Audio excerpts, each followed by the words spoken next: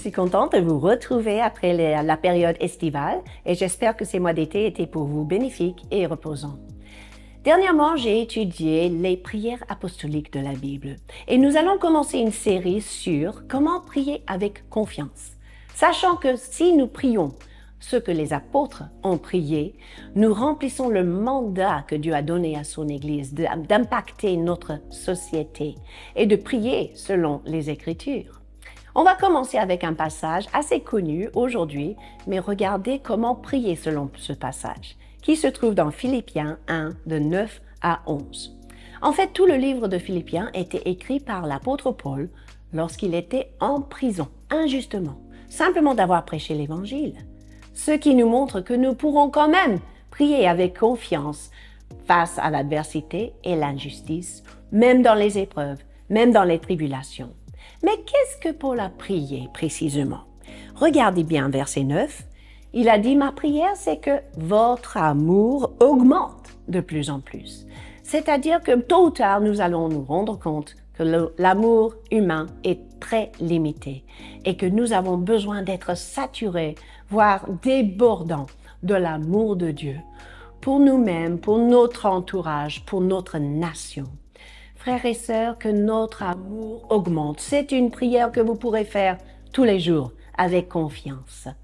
Je me rappelle, il y a quelques années de cela, un dimanche où le Saint-Esprit a puissamment agi dans notre culte et c'était un culte très très long, suivi d'un temps de ministère très très prolongé.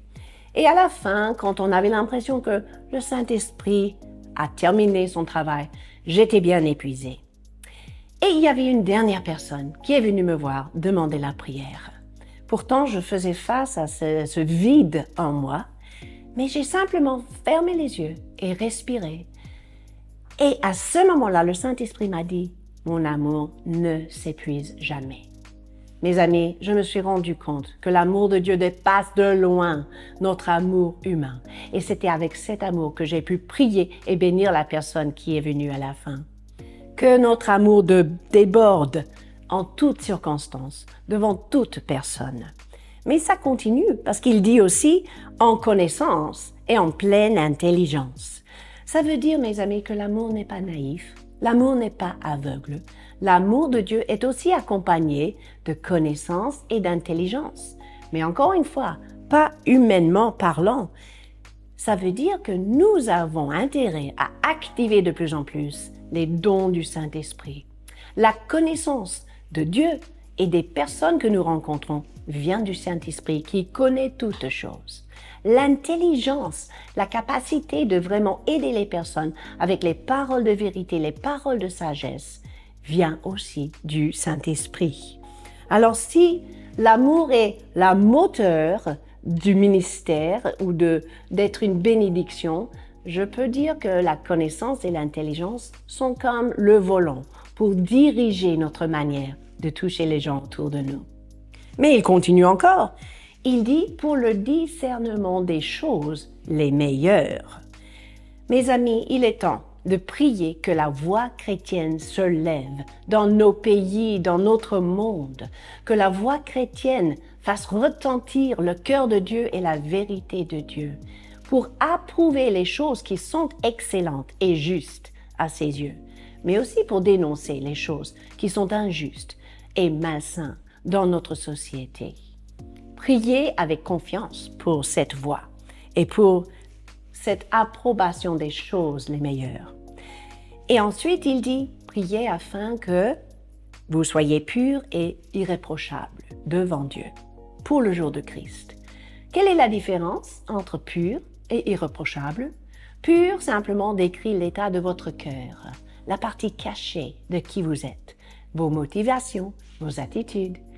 Irréprochable parle de ce qui se voit à l'extérieur.